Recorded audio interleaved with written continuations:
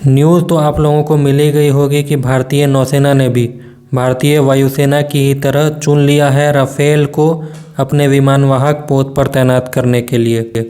सिर्फ एक चीज़ अलग है भारतीय वायुसेना वाले राफेल से कि ये राफेल एम वेरिएंट है और ये जो भारतीय वायुसेना के पास है उससे भी ऊपर का वेरिएंट होगा, यानी कि राफेल F4.2 वेरिएंट होगा, जबकि भारतीय वायुसेना का जो राफेल है वो F3R वेरिएंट है।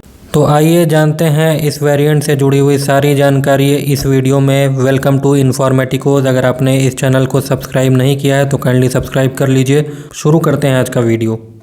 तो दोस्तों, कल एक न्यूज़ आई कि भारतीय नौसेना ने अमेरिका के F/A-18 एडवांस्ड सुपर हॉर्नेट को ठुकराते हुए फ्रांस के राफेल को चुन लिया है अपने विमानवाहक पोतों INS विक्रमादित्य और INS विक्रांत पर तैनात करने के लिए। हालांकि ये डील अभी साइन नहीं हुई है, ये डील लगभग मार्च इसी साल साइन हो जाएगी। अब देखना ये होगा कि अमेरिका कुछ इस पर दबाव बना करके भारत के इस फैसले को बदलने की कोशिश करता है या नहीं।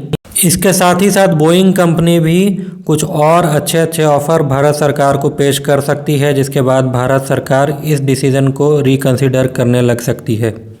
लेकिन ज़्यादा संभावना इसी बात की है कि भारत सरकार अपने इस फैसले पर अडिग रहेगी, क्योंकि अमेरिका की तरफ से पिछले एक साल में भारत पर अनड्यू प्रेशर बनाया जा रहा था रूस को लेकर के।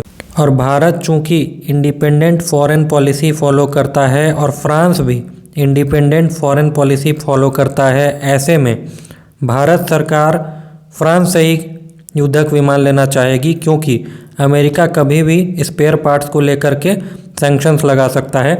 और अमेरिका एक इस तरह का काटसा नाम का कानून भी चलाता है जिसका नाम है countering America's adversary with sanctions act. उस कानून के तहत कोई भी देश अगर रूस से हथियार खरीदता है तो उस पर अमेरिका लगा देगा सैंक्शन। और जब आप billions and billions of money किसी देश को दे रहे हैं और वहाँ से हथियार खरीद रहे हैं, तो एक तो आप पैसा खर्च करिए, ऊपर से सैंक्शन के बीच में हथियार खरीदिए, तो ऐसा नहीं होने वाला है। तो भारत सरकार ऐसा बिल्कुल भी नहीं करेगी।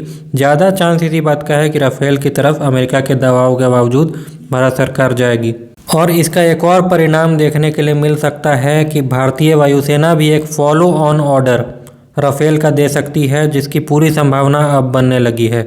पहले भारत सरकार राफेल का एक फॉलो ऑन ऑर्डर इसलिए नहीं दे रही थी क्योंकि फ्रांस की जो डसॉल्ट कंपनी है उसने अपने ऑफसेट क्लॉज को अभी तक पूरा नहीं किया है।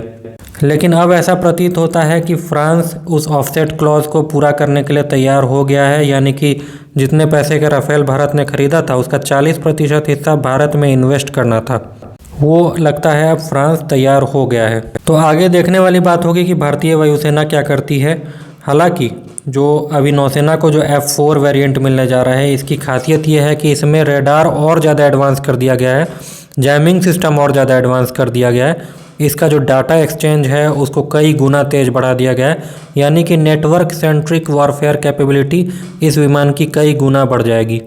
इसके साथ ही साथ नए F4 वेरिएंट वाले राफेल में एक नया हेलमेट माउंटेड क्यूइंग सिस्टम भी दिया गया है, जिसकी मदद से आप अपने टारगेट पर देखिए और मिसाइल उस टारगेट पर लॉक कर लेती है, और जब आप मिसाइल फायर करेंगे तो आपको बस भूल जाना होता है, यानी कि सिर्फ टारगेट की तरफ देखिए और बटन दबाइए और टारगेट का काम तमाम हो जाएगा, आप अपने अगले मिशन पर निकल सकते हैं। साथ ही साथ आपको तो अच्छे से पता है कि इन राफेल में कुछ ऐसी मिसाइलें आती हैं जो कि दुनिया में सबसे एडवांस मानी जाती हैं, जिसमें से पहली जो एयर टू एयर मिसाइल है इसका नाम है मीटियोर मिसाइल। इस मिसाइल का अभी दुनिया में कोई तोड़ मौजूद नहीं है, क्योंकि एक रैमजेट प्रोपल्शन का इस्तेमाल करती है और इसकी रेंज लगभग 150 किलोमीटर से भी ज़्यादा है, जबकि आम मिसाइल की रेंज 100 से लेकर के 120 किलोमीटर तक ही होती है।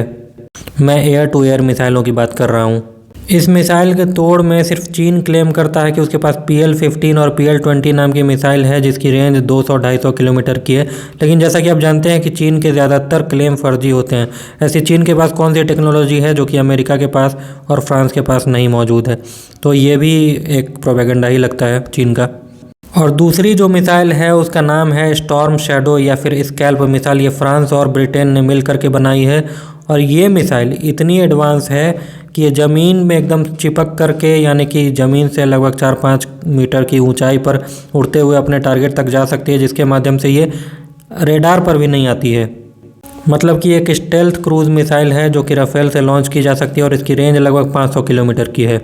अब देखिए, राफेल को इतना एडवांस इसीलिए कहा जाता है क्योंकि इसका जो रेडार है ये सिंथेटिक अपर्चर मोड में भी काम कर सकता है, यानी कि ये ज़मीन पर सारे सिचुएटेड टारगेट को देख सकता है और एक बार टारगेट लोकेट होने के बाद अपनी जो स्टॉर्म शैडो या स्कैल्प मिसाइल है उसको लॉन्च करके उस टारगेट को डिस्ट्रॉय भी कर सकता है।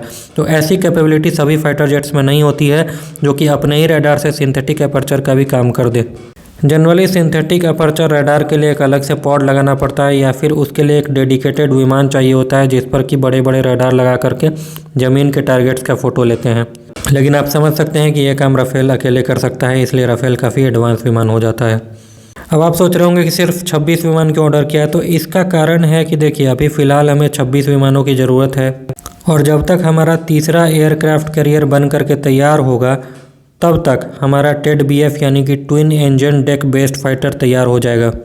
हालांकि पूरी संभावना है कि अभी भारतीय नौसेना और भी ऑर्डर देगी क्योंकि जो 45 हमारे पास अभी MiG-29 के है उन्हें हटा करके ये जो राफेल है इनकी संख्या को 45 कर दिया जाएगा और उसके ऊपर से ही टेड BF का ऑर्डर प्लेस किया जाएगा। तो दोस्तों बताइए कमेंट में आपका क्या कहना है। ये सिस्टम काफ़ी महंगा है लेकिन भारतीय वायुसेना को भी एक और फॉलोअप ऑर्डर इसके लिए करना चाहिए या नहीं।